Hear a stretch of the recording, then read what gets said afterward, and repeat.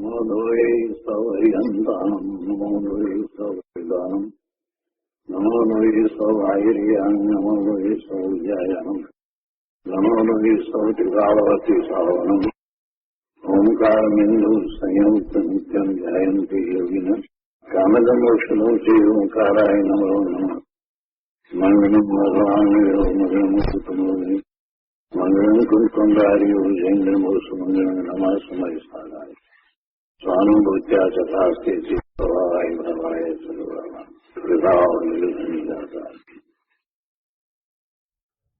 સમયસાર ભગવાન કુંકુંદાચાર્ય રચિત સમયસાર તથા ભગવાન અમૃતચંદ્રાચાર્ય રચિત આત્મખ્યાતિ ટીકા કળશ સહિત એનો સ્વાધ્યાય ચાલે છે.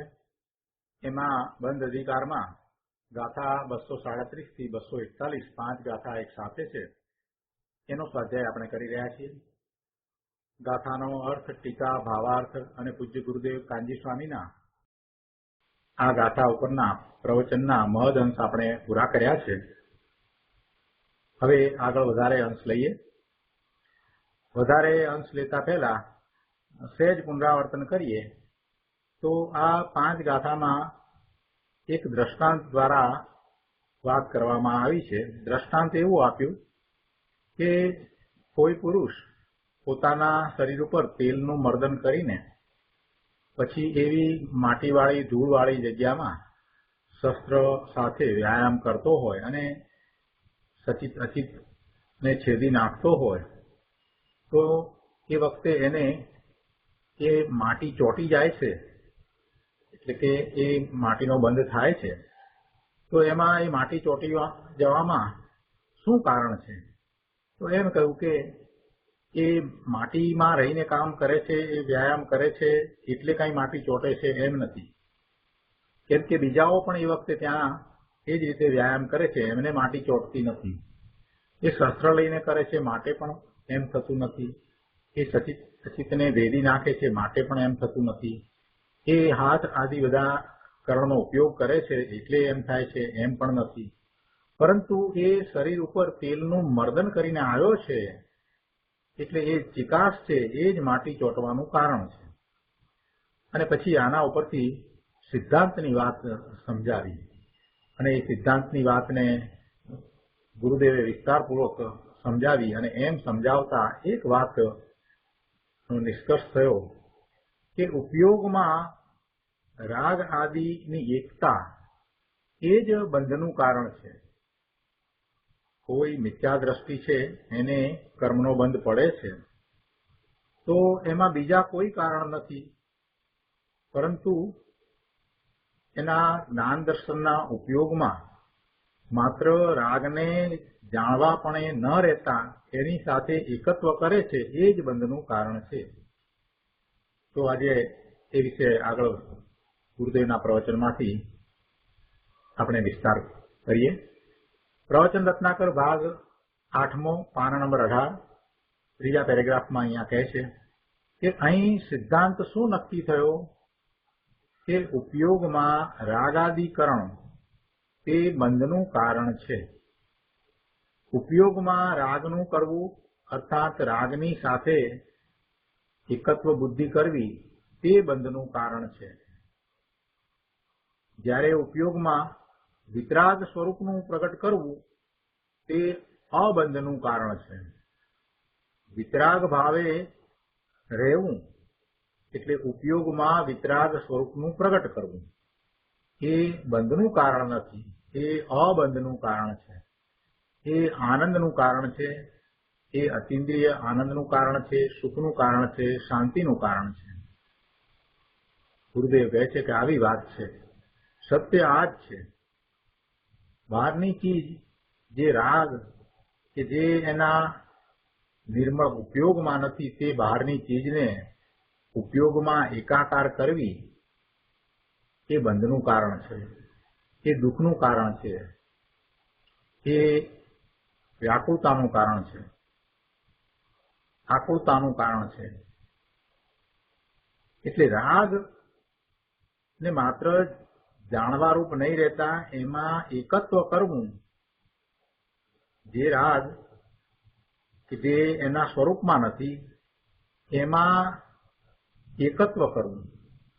ઉપયોગમાં એનો ઉપયોગ રાગને જાણવા વાળો થાય ત્યાં સુધી કાંઈ વાંધો નથી, પરંતુ એ રાગમાં એકત્વ કરે છે એ જ સર્વ દુઃખનું કારણ છે, બંધનું કારણ છે, ભવભ્રમણનું કારણ છે.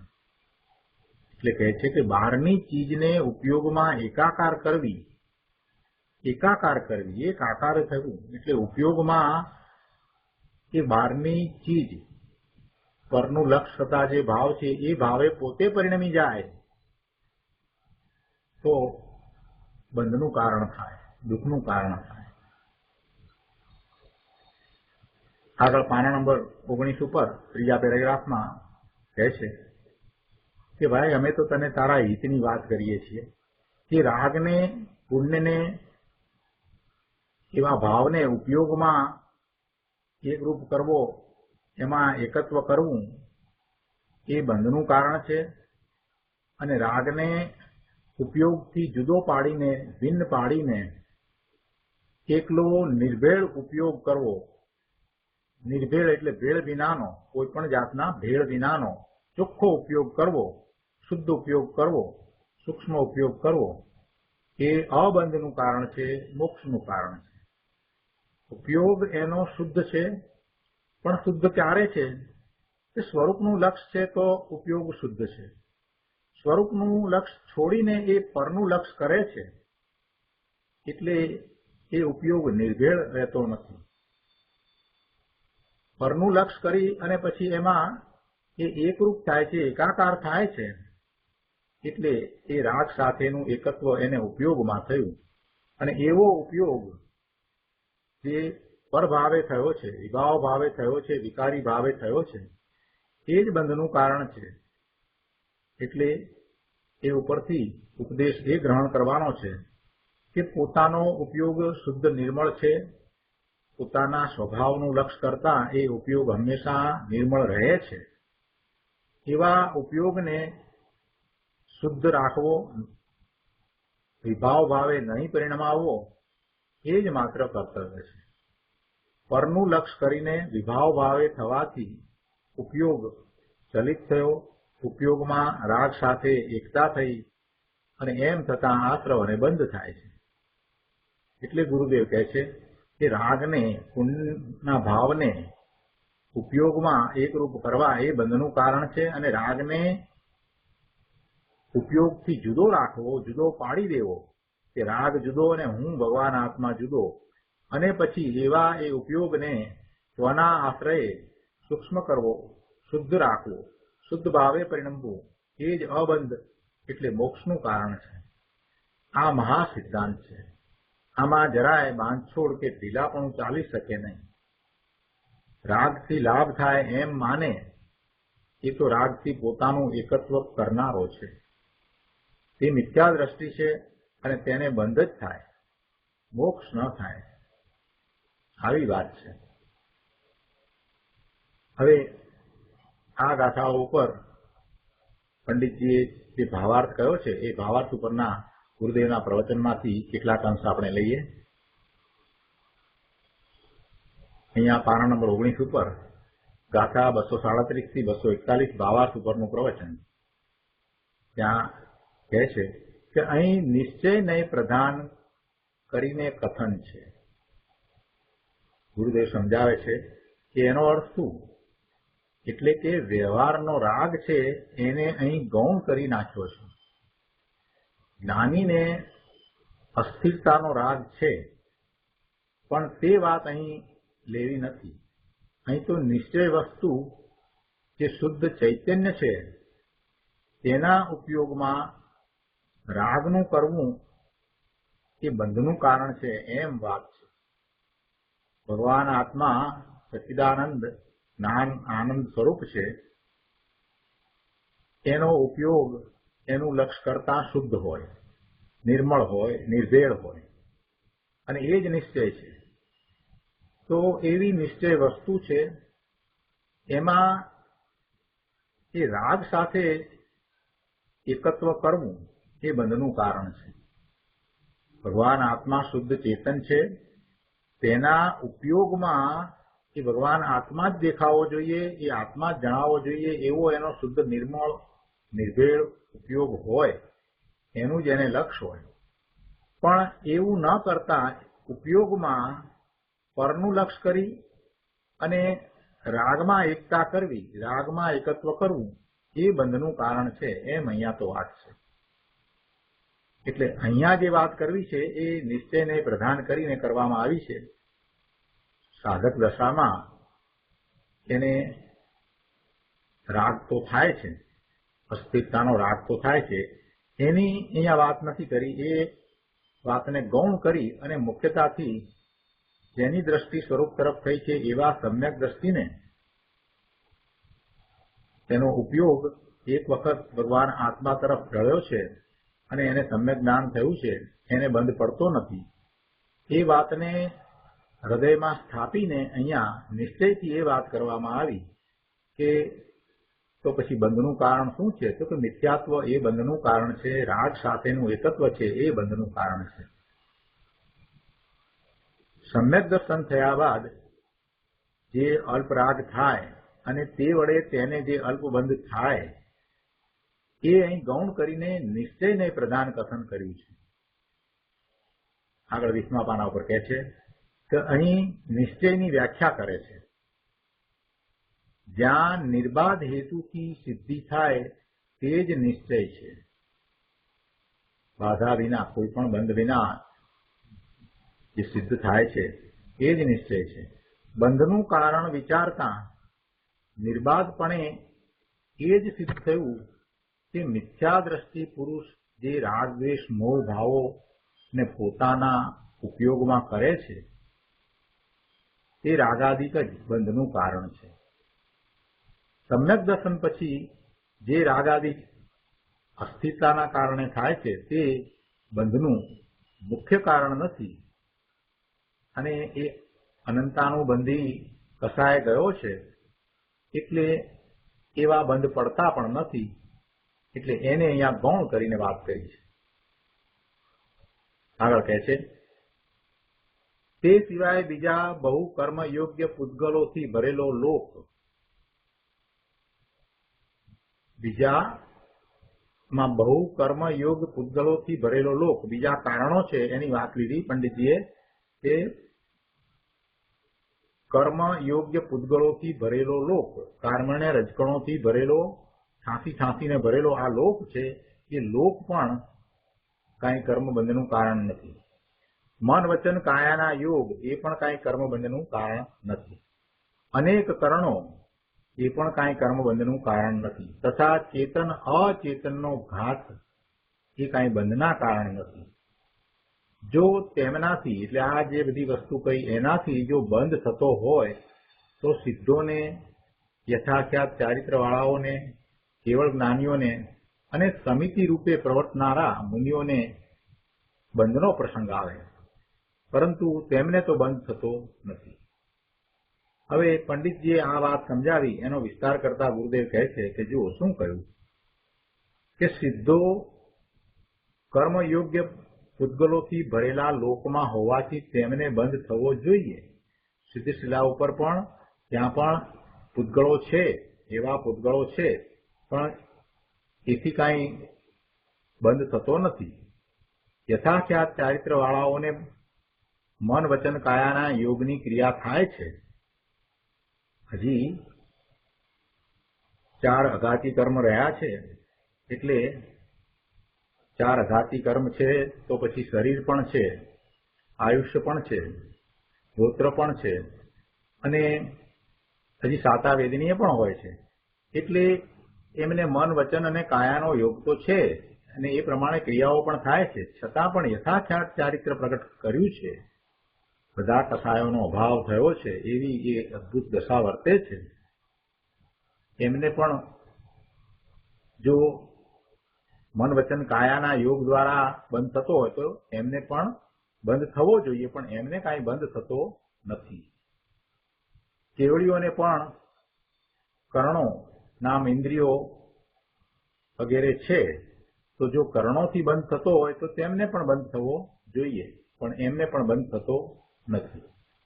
અને સમિતિ રૂપે પ્રવર્તતા મુનિઓને ચેતન અચેતનનો ઘાત થાય છે, તેથી તેમને પણ બંધ થવો જોઈએ, પરંતુ એમને પણ બંધ થતો નથી.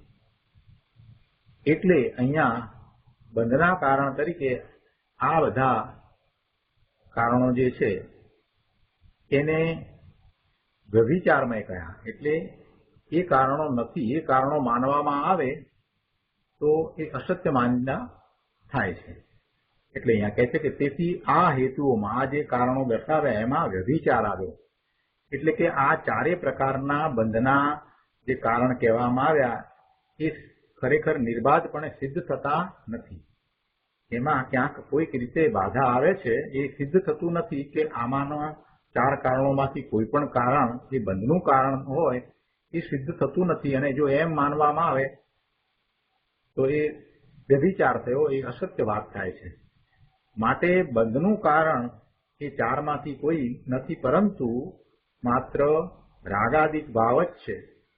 જીવનો ઉપયોગ રાગાદિ સાથે એકત્વ કરે એ જ બંધનું કારણ છે. માટે બંધનું કારણ રાગાદિક જ છે એ નિશ્ચય છે. ઉપયોગમાં રાગાદિકરણ એ એક જ બંધનું કારણ નિશ્ચયથી સિદ્ધ થાય છે, નિર્બાધપણે સિદ્ધ થાય છે. કોઈ પણ એમાં વાંધો આવતો નથી અને એ કારણ બરાબર સિદ્ધ થાય છે, એમાં કોઈ બાધા આવતી નથી. ત્યારે એમ માનવામાં આવે કે રાગાદિક ભાવ છે એનું ઉપયોગમાં એકત્વ થયું એ કર્મબંધનું કારણ છે, તો એમાં બીજો સામે કોઈ વિરોધ આવતો નથી. એટલે એ કારણ બરાબર નિશ્ચયથી સિદ્ધ થાય છે. એટલે નિશ્ચયથી નિર્બાધપણે એ કારણ સિદ્ધ થાય છે. જ્યારે પેલા ચાર કારણ છે એ સિદ્ધ થતા નથી. કેમ કે એમાં તો કેવડી ભગવાનનો, તીર્થંકર ભગવાનનો અને મુનિઓનો વિચાર કરીએ તો એ ચારેય કારણો એમને બંધના હેતુ થતા નથી. એટલે એ તો સિદ્ધ થતું નથી કે એ ચારમાંથી કોઈ કારણ બંધનું કારણ છે. સચેત અને અચેતનો ઘાત, એ ઘાત થાય છે એને જરાક આપણે સમજીએ. કેમ કે ઘણાના મનમાં એ પ્રશ્ન હશે, ભલે અત્યારે બોલતા ન હોય પણ અંતરમાં એમ હોય કે ઘાત થાય અને બંધ ન થાય એમ કેમ બને? જો એક તો આ દ્રષ્ટિ પ્રધાન કથન છે એક વાત, અને અહીંયા નિશ્ચયથી એટલે કે જે સત્ય કારણ છે એની મુખ્યતાથી વાત કરવામાં આવી છે. એટલે વ્યવહારને ગૌણ કરીને વાત કરવામાં આવી છે. એટલે મુખ્યપણે જે કારણ બંધનું છે એને જણાવવામાં આવ્યું છે. એટલે સચેત અને અચેતનો ઘાત એ મુનિઓને વિકલ્પ રૂપે પણ નથી કે ઘાત થયો તો ભલે થયો, એવો કોઈ વિકલ્પ પણ નથી. એમને તો ખૂબ જૈણા પ્રવર્તે છે. એ તો 5 સમિતિઓ બરાબર સારી રીતે પાળે છે. એટલે ક્યાંય કોઈ જીવનો ઘાત ન થાય એ પ્રત્યે એમને તો ખૂબ પ્રયત્ન છે. એટલે એવા પ્રયત્નપૂર્વક વર્તતા મુનિઓને એ ઘાત પ્રત્યે સ્વપ્નમાં પણ વિકલ્પ નથી આવતો કે ભલે થઈ ગયો તો થઈ ગયો, એમાં એનું નથી, એવો વિકલ્પ એને નથી આવતો. એ તો જૈણાપૂર્વક વર્તે છે, યત્નાપૂર્વક રહે છે, 5 સમિતિઓ બરાબર પાળે છે. એટલે એમને કાંઈ એની હિંસા થાય એવો ભાવ જ નથી. અને છતાં પણ જો હિંસા થઈ જાય છે, કેમ કે વિહાર વગેરે થાય છે, તો એમને મુનિઓને પણ એવી સૂક્ષ્મ જીવો જે દેખાતા નથી એની હિંસા તો થઈ જાય છે. એટલે એવી રીતે ચેતનની હિંસા થાય છે, પોતાને ખ્યાલ પણ ન આવે એવી રીતે થાય છે. એટલે એ રીતે ચેતન અચેતનનો ઘાત થાય, તેથી કાંઈ એમને બંધ પડતો નથી. તેથી એ બંધ પડતો નથી. અને ક્યારેક પોતાના પુરુષાર્થની નબળાઈને કારણે એવા યોગ સહિત છે તો એવા અલ્પબંધ પડે છે. કેમ કે મુનિઓની દશા કેવી છે કે 3 કસાયનો તો અભાવ કર્યો છે, માત્ર સંજ્વલન કસાય રહ્યો છે. 3 કસાયનો અભાવ થયો છે. એટલે ક્રોધ, માન, માયા, લોભ, અનંતાનુબંધીના એનો અભાવ છે. ક્રોધ, માન, માયા, લોભ અપ્રત્યાખ્યાનાવર્ણનીયના એનો પણ અભાવ છે. અને ક્રોધ, માન, માયા, લોભ પ્રત્યાખ્યાનાવર્ણનીયના એનો પણ અભાવ છે. અને સાથે સાથે પેલા 9 કસાય છે એ પણ અતિ મંદ પડી ગયા છે. માત્ર સંજલન કસાયના ક્રોધ, માન, માયા, લોભ રહ્યા છે. આવી દશામાં મુનિ એમ કહીએ કે કસાય રહિત થયા છે તો ખોટું નહીં. એ પોતે પોતાના આત્માનું લક્ષ્ય કરીને રહ્યા છે. મુનિ કોને કહીએ? તેને આત્માનો પ્રતિવૃક્ષ સંવેદન સહિત અનુભવ છે એવા એ મુનિ છે. દ્રષ્ટિ આત્મા તરફ છે અને આ ભવે નહીં જાય તો બીજા 2 ભવ કરીને એ મોક્ષે જશે એવા એ મુનિ છે કે 4 ભવે મોક્ષે જનાર છે. એને હવે ભવ રહ્યા નથી એવા 7મા 6ઠે ગુણસ્થાને વર્તતા મુનિઓની દશા ઘણી ઊંચી છે. એટલે એ વાત કરી કે એ સમિતિ રૂપે પ્રવર્તે છે, માટે એમને ચેતન કે અચેતનનો ઘાત છે એ દ્વારા એમને કર્મનો બંધ નથી. એટલે એનો અર્થ એ થયો કે ચેતન અચેતનનો ઘાત એ કાંઈ બંધનું કારણ નથી. આપણે એની વાત કરી રહ્યા છીએ. સચેત અચેત, કેમ કે આ સંબંધી ઘણી ઊંધી માન્યતાઓ પ્રવર્તે છે અને માત્ર એક જ આ સચેતનો ઘાત ન થાય એનું લક્ષ્ય કરી અને જીવો આખું જીવન પૂરું કરી નાખે છે અને બીજું કાંઈ ધર્મ ધ્યાન કરતા નથી. આવું વર્તમાનમાં જોવામાં આવી રહ્યું છે. નાની નાની વસ્તુમાં અચેત સચેત કર્યા કરે છે અને કેટલીક વખત તો સચેત જે છે એને અચેત સમજે છે અને અચેતને સચેત સમજે છે એવી પણ મૂર્ખાઈઓ કરતા હોય છે. અને એ જ લક્ષ્ય કરી અને જે કરવા જેવું છે, પોતાના સ્વરૂપમાં જવા જેવું છે એ કરતા નથી. એટલા માટે આની વાત આપણે લઈ રહ્યા છીએ કે ચેતન અને અચેતન પદાર્થો એના ઘાત દ્વારા ખરેખર જીવને બંધ થતો નથી. કેમ કે એ ઘાત કરવાનો ભાવ એને નથી અને સાથે એને સમિતિ રૂપે પ્રવર્તવાનું થાય છે. માટે એવા મુનિ અને એ ઘાત બંધનું કારણ નથી. એટલે એનો અર્થ એ થયો કે એ ખરેખરું એ કારણ નથી. જો ખરેખરું કારણ હોત તો પછી મુનિઓને પણ એ કારણ થાત. એટલા માટે પેલા બધા 3 કારણની સાથે આ 4થું કારણ પણ આપણે એમ સમજવાનું છે કે બંધનું કારણ નથી. પણ એમાં એનો અર્થ એવો નથી થતો કે આપણે ઘાત થયો તો ભલે થયો એમ આપણે મનમાં વિકલ્પમાં ભાવ સાથે માનતા હોઈએ, એવા ભાવે રહેતા હોઈએ કે મરવાનો હોય તો મરે, એમાં મારે શું છે, એ તો એના કારણે મર્યો, એનું આયુષ્ય હતું એટલે એ મરી ગયો. એવો જો અંતરમાં ભાવ આવતો હોય તો સમજવું કે બંધ પડશે. અહીંયા તો મુનિઓ સમિતિ રૂપે પ્રવર્તે છે અને પોતાના સ્વરૂપનું લક્ષ્ય થયું છે, સમ્યક દ્રષ્ટિ જ્ઞાની છે, 3 દશાની ચોકડી ગઈ છે, એવી દશા એમને વર્તે છે ત્યારે એમને બંધ પડતો નથી. એટલે એને એ કારણને અહીંયા બંધના કારણ તરીકે લેવામાં નથી આવ્યો. પણ આપણે જ્યારે બરાબર યત્નપૂર્વક ન વર્તતા હોઈએ, બેદરકારીપૂર્વક વર્તીએ અને સચેતનો ઘાત થઈ જાય તો બંધ પડે, ન પડે એમ નથી, જરૂર બંધ પડે. પાપનો બંધ પડ્યા વગર રહે જ નહીં. અરે સચેતનો ઘાત ન થાય અને મનમાં એવો વિકલ્પ પણ હોય કે ભાઈ જે મરવાના છે એ મરે છે, જે મરવાના છે એ મરે છે, એમનું આયુષ્ય એટલું હોય એટલે મરે છે, એમાં મારે શું, એવો પણ જો એને મનમાં વિકલ્પ આવતો હોય તો પણ સમજવું કે એને પાપનો બંધ પડશે, તો પણ એને પાપનો બંધ પડશે. મુનિના જેવી દશા અંતરંગ દશા થવી જરૂરી છે અને એવો વિકલ્પ પણ ના આવે અને પછી ક્યારેક એવી રીતે એ સચેતનો ઘાત થઈ જાય તો બંધ નથી પડતો. તો આ આપણે સચેત અચેત સંબંધીની વાત જરાક વિસ્તારથી સમજ્યા છીએ. શાસ્ત્રમાં જે વાત આવી હોય એમાં સિદ્ધાંત સમજાવવામાં આવ્યો હોય અને સિદ્ધાંતને બરાબર સમજવાનો અને સાથે ને સાથે સિદ્ધાંત શાસ્ત્રની સાથે ને સાથે જે ચરણાનુયોગના ગ્રંથ છે એને પણ વાંચવાના, વિચારવાના અને એ પ્રમાણે પ્રવર્તવાનું. સમ્યક દર્શન ન થયું હોય તો પણ ચરણાનુયોગના ગ્રંથમાં જે વાત આવી છે એને સ્વીકારી અને ચારિત્ર તો એ પ્રમાણે જ ઘડવાનું. સમ્યક દર્શન થશે પછી અમે તો ચારિત્ર વિશે કંઈક વિચારીશું એમ હોય નહીં. સમ્યક દર્શન નથી થયું માટે ચારિત્ર છે એ શુભભાવ છે એમ જયારે સિદ્ધાંતમાં કહ્યું એનો અર્થ એવો નથી કે કોઈ પણ પ્રકારનું બાહ્ય ચારિત્ર મિથ્યા દ્રષ્ટિને હોય જ નહીં, એવો અર્થ થતો નથી. કે કોઈ પણ પ્રકારે પૂજા, ભક્તિ, વિનય કે વ્રત, તપ આદિ મિથ્યા દ્રષ્ટિને હોય જ નહીં એમ નથી કહ્યું. પણ મિથ્યા દ્રષ્ટિના એ વ્રત, તપ, પૂજા, ભક્તિ જે છે એ માત્ર શુભભાવ છે અને એમાં એને રોકાઈ નહીં રહેતા પોતાના સ્વરૂપનું લક્ષ્ય કરી અને સમ્યક દર્શન પ્રગટ કરવું એ મુખ્ય વાત છે. એટલે ત્યાં માત્ર ધર્મ સમજીને રોકાઈ ન રહેવું એ માટે સિદ્ધાંતને સમજાવવામાં આવ્યા હોય છે અને એ નથી થતું એટલે ભવના ભ્રમણ થાય છે એમ કહી અને એને એની મુખ્યતા સમજાવી છે કે સમ્યક દર્શન પ્રગટ કરવું એ મુખ્ય છે, પણ એમાં એમ ક્યારેય નથી કહ્યું કે તું ભાઈ બધું છોડી દે, કે પૂજા ભક્તિ આ તું વ્રત તપ કરે છે બધું છોડી દે, એમ ક્યારેય નથી કહ્યું. ક્યારેય એમ નથી કહ્યું કે શુભ ભાવને છોડીને તું અશુભમાં જા, એમ ક્યારેય નથી કહ્યું. પરંતુ એમ કહ્યું છે કે એ શુભ ભાવ દ્વારા ધર્મ છે એવી માન્યતાને તું છોડી દે. માન્યતા તારી ત્યાં શુભ ભાવ દ્વારા ધર્મની છે ને, અને તું શુભ ભાવમાં પ્રવર્તે છે, એ માન્યતાને છોડી દે. એને શુભ ભાવને શુભ ભાવ સમજી, એને શુભ ભાવને શુભ ભાવ સમજીને જ કર, અને એથી આગળ શુદ્ધ ભાવમાં તારે જવાનું છે એ વાતનો તું નિર્ધાર કર. એટલે અત્યારે સમ્યક દર્શન જેને નથી એને કઈ ચરણાનું યોગના ગ્રંથો ન વાંચવા, અથવા તો ચરણાનું યોગમાં જે કહેલી વાત છે એ વ્રત તપ ભક્તિ આદિની એ ન કરવી, એનો અંગીકાર ન કરવો, એમ કઈ કહ્યું નથી.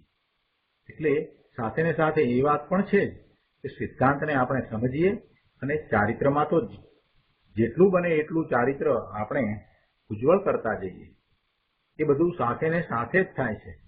નહીતર તો પછી સિદ્ધાંત શાસ્ત્ર વાંચીને માત્ર નિશ્ચય આભાસી થઈ જવાશે, અને પછી આપણે કંઈ પણ ઘાત થતો હોય તો આપણે એમ કહીએ કે એનાથી ક્યાં ધર્મ કે અધર્મ થાય છે, કેમ કે ધર્મ થાય છે એ તો આત્મામાં જવાથી થાય છે, એટલે એ તો થવાનું હતું તે થાય છે, એમાં ક્યાં મને કાંઈ નુકસાન થાય છે.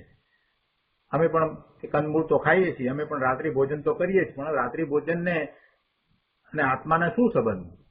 આત્મા જે છે એ જુદો છે અને ભોજન જે છે એ જુદી વસ્તુ છે. એમાં રાત ને દિવસનો ક્યાં ફેર આવ્યો? એટલે અમે તો રાત્રિ ભોજન પણ કરીએ છીએ, અમે તો કંદમૂળ પણ ખાઈએ છીએ, અમે તો આમ કરીએ છીએ, એને આત્માને કાંઈ સંબંધ નથી. જો આવો ઊંધો અર્થ કરવામાં આવશે, આવી રીતે ઊંધું સમજવામાં આવશે, તો સમજવું કે એને અનંત ભવ કરવાનો વારો આવશે. સિદ્ધાંતની વાતને જેમ છે તેમ સમજવાને બદલે પોતાની મતિ કલ્પનાએ એને ઊંધાઈથી જો સમજવામાં આવશે કે ભલે ને એવો બટાટામાં અનંત જીવો તમે કહો છો તેનો ઘાત થઈ જાય, પણ એ તો મરવાના માટે મરે છે, એનું આયુષ જે પ્રમાણે હોય એનું એ પ્રમાણે થાય છે, એમાં અમે બટેટા ખાધા એટલે શું? એવો જો વિચાર કર્યો તો સમજવું કે એ વિકલ્પ જે છે એ મિથ્યાત્વ છે, અને એ ગૃહિત મિથ્યાત્વ છે, અને એવા ગૃહિત મિથ્યાત્વને કારણે અનંત ભવ થશે. જો અનંત ભવનું કારણ ગૃહિત મિથ્યાત્વ છે, કાંઈ તીવ્ર કસાય ભાવે કોઈને મારી નાખીએ, હિંસા કરી નાખીએ, એ અનંત બંધનું કારણ નથી, અનંતાનુબંધીનું કારણ એ નથી. કેમ કે નરકમાં ગયેલા જીવો પણ એના પછીના જ ભવે જો તીર્થંકર થઈ શકતા હોય તો સમજવું કે એ તીવ્ર કસાય છે એ અનંતાનુબંધીનું કારણ નથી. એટલે ક્યારેય આવા ધર્મના નામે ઊંધા અર્થ કરી અને ગૃહિત મિથ્યાત્વ તો ન જ કરવું. ઠીક છે, અચેત ને સચેત ને બધું ક્યાં જો સિદ્ધાંતમાં તો કહ્યું છે ને કે આ અચેત ને સચેત એનો ઘાત થાય તો ક્યાં બંધ પડે છે? જો આ તો કહ્યું છે. ના, એમ નથી લેવાનું. અહીંયા જે વાત જે અપેક્ષાએ સમજાવવામાં આવી છે એ અપેક્ષાએ સમજવાનું છે. અહીંયા તો એક સિદ્ધાંત સમજાવવો છે કે ભાઈ તારા રાગ છે, રાગ સાથેનું એકત્વ છે, એ જ મુખ્યપણે બંધનું કારણ છે. બસ આટલી વાતને આમાંથી પકડવાની છે. એટલા માટે આ ગાથાઓ સમજાવવામાં આવી છે. એમાંથી કઈ ઊંધો અર્થ નથી કાઢવાનો. આ અચેત ને સચેતની વાત છે, એમાંથી આવા ઊંધા અર્થ નથી કાઢવાના. તો આપણે આગળ વાત લઈએ. અહીંયા કહે છે કે માટે બંધનું કારણ રાગાદિક જ છે, એ નિશ્ચય છે. ઉપયોગમાં રાગાદિકરણ એ એક જ બંધનું કારણ નિશ્ચયથી નિર્બાધપણે સિદ્ધ થાય છે. એ સિદ્ધ થાય છે. પેલા બધામાં એ સિદ્ધ થઈ શકતું નથી. ઉપયોગમાં રાગની એકતા એટલે ચિકાસ, એ જ નિશ્ચયથી બંધનું કારણ છે. અને છેલ્લા પેરેગ્રાફમાં ગુરુદેવ કહે છે કે ચોથા અને પાંચમા ગુણસ્થાન વાળાને જેવી મુનિને હોય છે એવી વ્યવહારની સમિતિનો અભાવ છે. એમને પણ સમિતિ તો હોય છે, પણ મુનિ જેવી નથી. એને વ્યવહારની સમિતિનો અભાવ છે. જો ગુરુદેવ સ્પષ્ટતા કરી છે. એટલે અંતરંગ દશા એમને પણ એમ જ છે, શ્રદ્ધા એમની એમ જ છે કે એમને કોઈનો એમના દ્વારા ઘાત હોય નહીં. એ વાત તો બરાબર જ છે. સમ્યક જ્ઞાન છે, સમ્યક દર્શન છે, ચોથું પાંચમું ગુણસ્થાન છે, તેવી દશા છે, પણ હજી વ્યવહાર મુનિ જેવો એમનો નથી.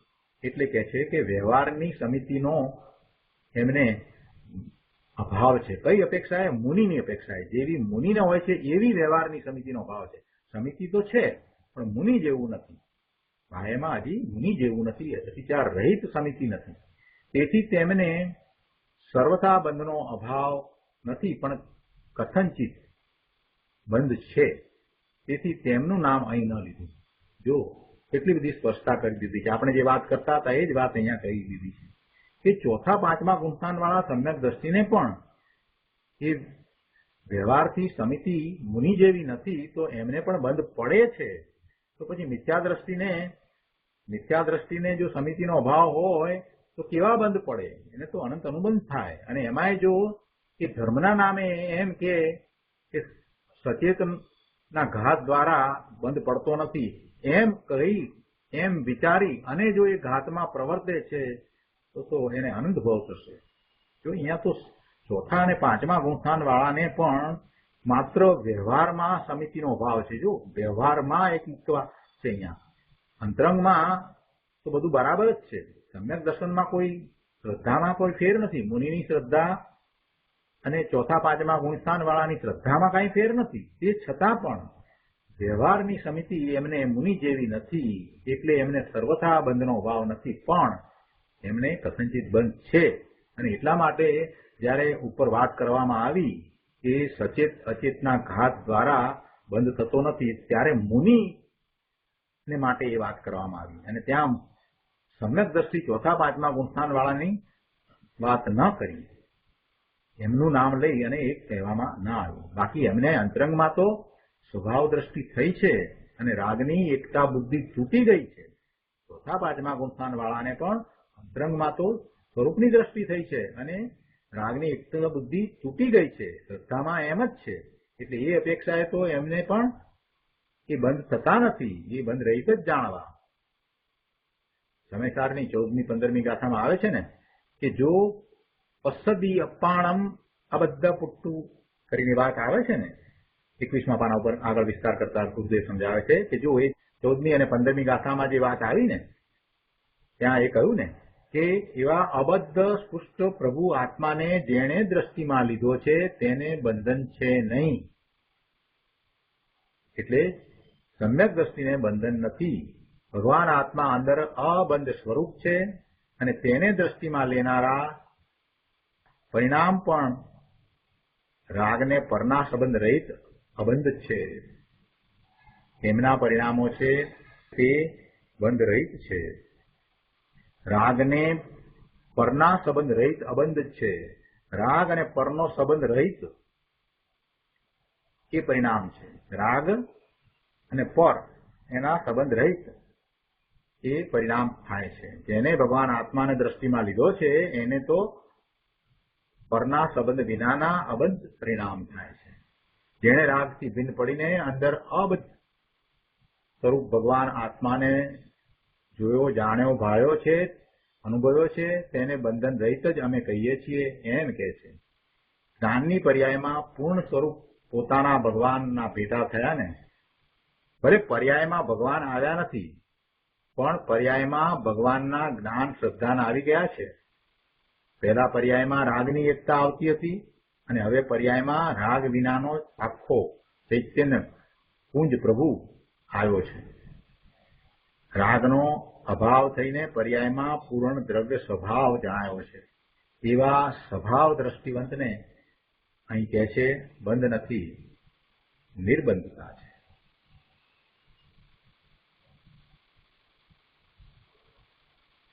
આ રીતે ભાવાસૂત્રના પ્રવચનના અંશ આપણે અહીંયા પૂરા કરીએ છીએ. હવે આપણે આવા જ અર્થનું કળશરૂપ કાવ્ય અમૃતચંદ્રાચાર્ય ભગવાને કહ્યું છે એ કાવ્ય લઈએ અને એના ઉપર ગુરુદેવે જે વાત કરી છે એને સમજીએ. આ જ વાત આ જ રીતે 164માં કળશમાં કરવામાં આવી છે. તો કળશ 164 ન કર્મ બહુલમ જગનન ચલનાત્મકમ કર્મ વા ન નૈક કરણાની વા ન ચિદ્દયો બંધકૃત યદૈક્યમ उपयोग भूव सम उपायाति रागादिभिः स एव किल केवलम भवति બંધ હેતુ નૃણામ. શ્લોકના અર્થમાં કહે છે કે કર્મ બંધ કરનારું કારણ નથી બહુ કર્મયોગ પૂતગલોથી ભરેલો લોક, નથી ચલન સ્વરૂપ કર્મ, નથી અનેક પ્રકારના કરણો, કે નથી ચેતન અચેતનનો ઘાત. કર્મ બંધ કરનારું કારણ, બંધકૃત, બંધ કરનારું, કર્મ બંધ કરનારું કારણ, તો કે શું? તો કે એ આ ન કર્મ બહુલમ જગત, એટલે કે બહુ કર્મયોગ પૂતગલથી ભરેલો લોક, કર્મને રજકણોથી ભરેલો લોક, એ એનું કારણ નથી. ન ચલનાત્મકમ કર્મવા, એટલે ચલન સ્વરૂપ કર્મ, અર્થાંત કાયા વચન મનની ક્રિયારૂપ યોગ, એ પણ એનું કારણ નથી. ન નૈક કરણાની, એટલે કે અનેક પ્રકારના કરણો પણ નથી. અને ન ચિદ્દ અચિદ્દ વધ, એટલે કે ચેતન અચેતનનો ઘાત, એ પણ કર્મબંધનું કારણ નથી. ઉપયોગ ભૂહ રાગાદિભિઃ યદ એક્યમ સમુપયાતિ, માત્ર રાગાદિ સાથે એકપણું પામવું તે જ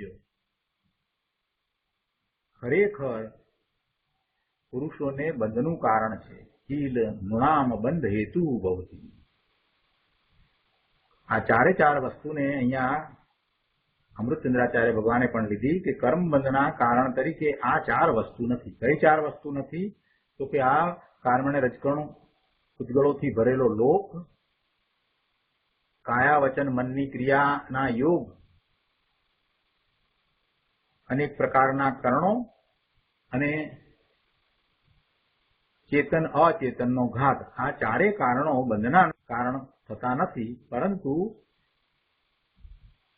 ઉપયોગ ભૂ આત્મા રાગાદિ સાથે જે ઐક્ય પામે છે, રાગાદિ સાથે જે એકપણું પામે છે, તે જ એકમાત્ર ખરેખર જીવને બંધનું કારણ છે. પુરુષોને એટલે જીવને, આત્માને બંધનું કારણ છે.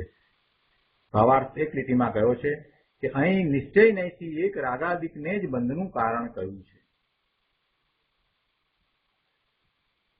અહીં મુખ્યતા નિશ્ચય નહીંથી કથન કરવામાં આવ્યું છે, એટલે મુખ્યપણે જો કારણ વિચારીએ તો આ પેલા ચારને કાઢી નાખી અને માત્ર રાગાદિક સાથે એકરૂપતા એને જ બંધનું કારણ કહેવામાં આવ્યું છે. પ્રવચન રત્નાકરમાં ગુરુદેવ કળશ 164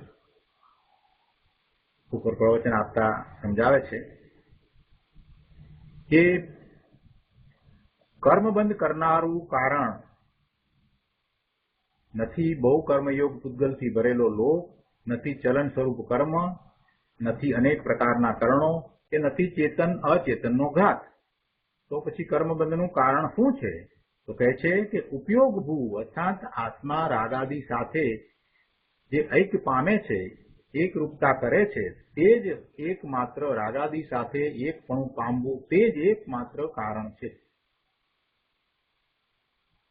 માત્ર રાગાદિક સાથે એકપણું પામવું તે જ કર્મબંધનું કારણ છે, એ જ ખરેખરું કારણ છે, નિશ્ચયથી એ જ કારણ છે. જીવને રાગાદિક સાથે એકપણું પામવું તે જ, જો અહીંયા એકાંત કર્યું છે, માત્ર રાગાદિક સાથે એકપણું પામવું તે જ પુરુષોને એટલે જીવોને બંધનું કારણ છે. શું કહ્યું? ઉપયોગ ભૂ, એટલે ભગવાન આત્માની ભૂમિકા તો ચૈતન્યના ઉપયોગ રૂપ છે. ભગવાન આત્માનો ઉપયોગ તો શુદ્ધ છે, ત્રિકાળ શુદ્ધ જ છે. અર્થાંત આત્મા જાણવા દેખવાના ઉપયોગ સ્વભાવથી ત્રિકાળ ભરેલો છે. એ માત્ર જ્ઞાયક છે, જાણવા દેખવા વાળો છે.